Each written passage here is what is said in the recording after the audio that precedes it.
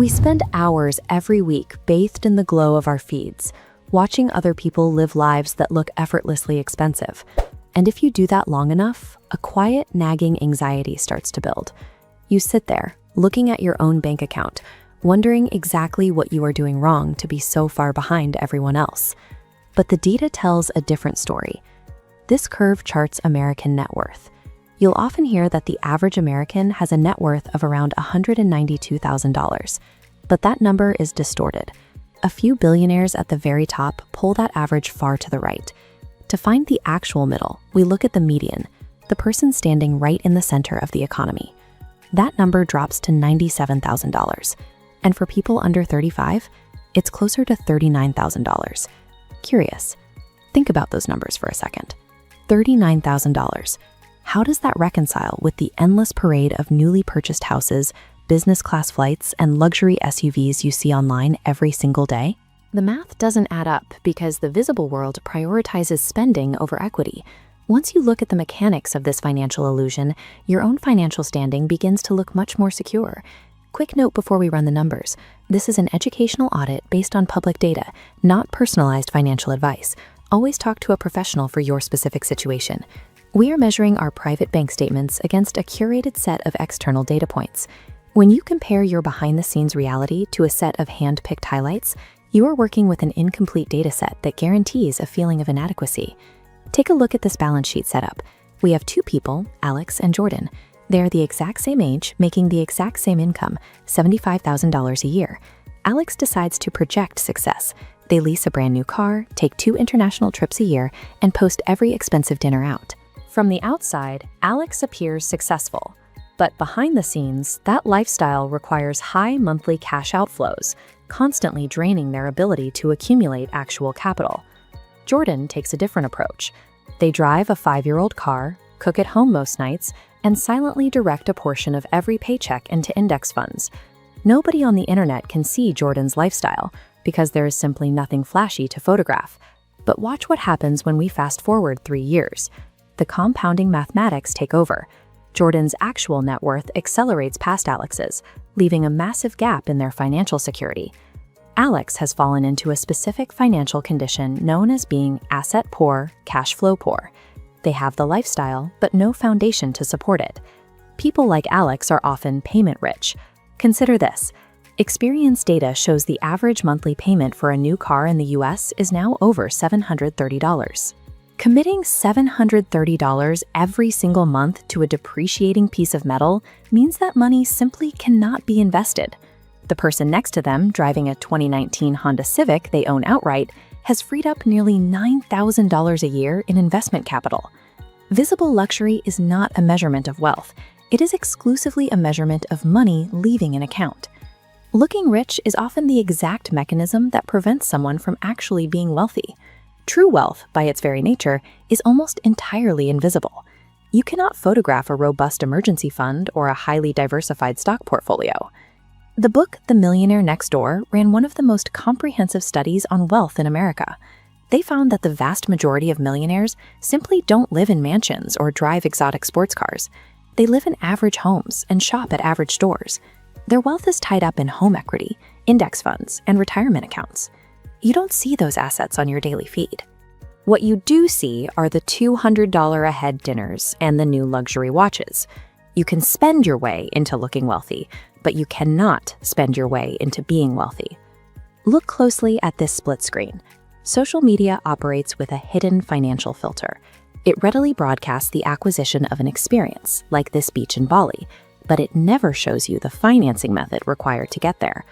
A 2023 survey by creditcards.com found that roughly 36% of Americans go into debt just to pay for a vacation. The beach photo is real, but This probability model shows a statistical trap known as survivorship bias. It's a cognitive blind spot where we evaluate a situation based solely on the people who won, completely ignoring the people who lost because they are invisible. You hear about the person who bought Bitcoin in 2013 and retired at 35. You hear about the 25-year-old who built a $2 million app. You never hear about the tens of thousands of people who took the exact same risks and lost most of their money, because failure doesn't generate clicks. Measuring your steady, linear financial progress against a 1 in 10,000 statistical anomaly is an unwinnable equation. It guarantees a perpetual feeling of failure, not because your strategy is flawed, but because your data set is incomplete. Your financial anxiety is heavily fueled by corrupted data. When you strip away the debt-fueled luxury, the social media filters, and the statistical outliers, the reality gap closes. You are mathematically and practically much further ahead than the internet will ever let you believe. We see someone driving a $100,000 car, and we assume they are wealthy. We look at the salary, the job title, and the zip code, using those visible markers to estimate someone's financial success.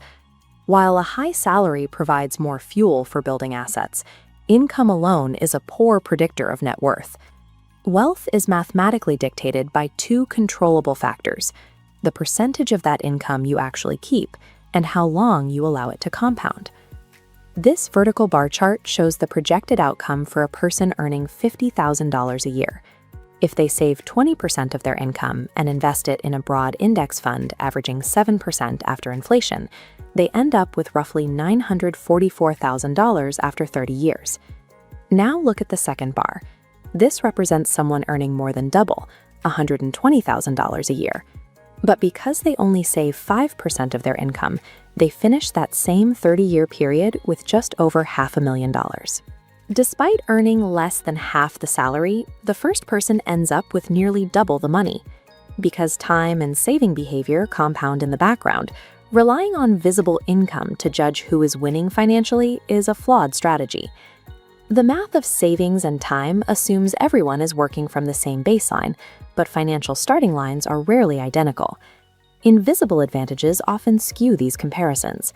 Factors like parental help with a down payment, fully covered tuition, or family networks that secure high-paying roles early in a career dictate how quickly someone can begin accumulating assets. This visualization maps out Federal Reserve data on intergenerational wealth transfer. It shows that white families in the U.S. have a median net worth roughly 7 to 8 times higher than black families. In many cases, a person who appears to be winning the race simply started much closer to the finish line. There are also hidden personal costs associated with high-income optimization.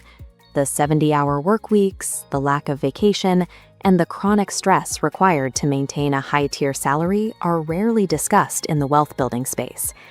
This line graph plotting income against day-to-day happiness reveals a documented psychological plateau.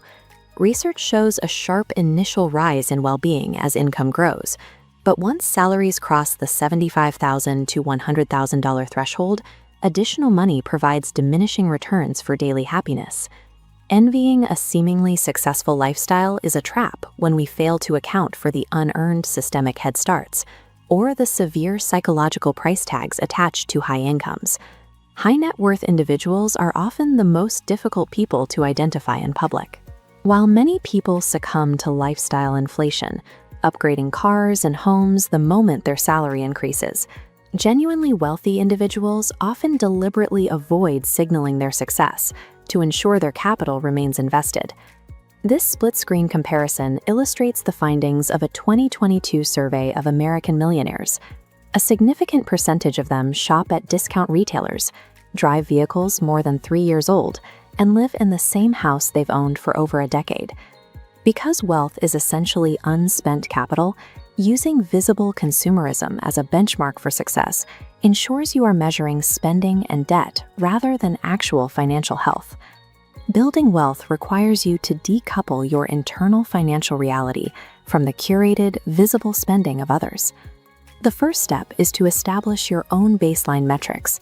You need to know your current net worth, your monthly surplus, and your exact savings rate.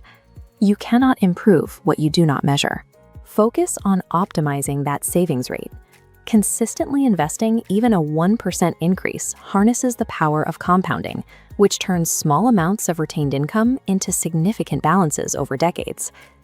You should pursue higher income through skill acquisition and negotiation, but weigh those moves against the impact on your time. A larger paycheck is a net loss if it requires sacrificing your health or freedom. Ignore the extreme financial outliers. The person who bought a house at 24 with family help or a lucky speculative investment is not a useful reference point. Your progress is only valid relative to where you started.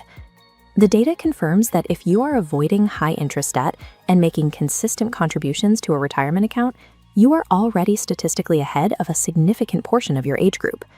Personal finance is a private game of building compounding freedom, not a public performance. If you found this breakdown useful, subscribing helps me keep making videos like this. Drop your city in the comments. I'm currently analyzing housing affordability data for a future deep dive, and I will see you in the next one.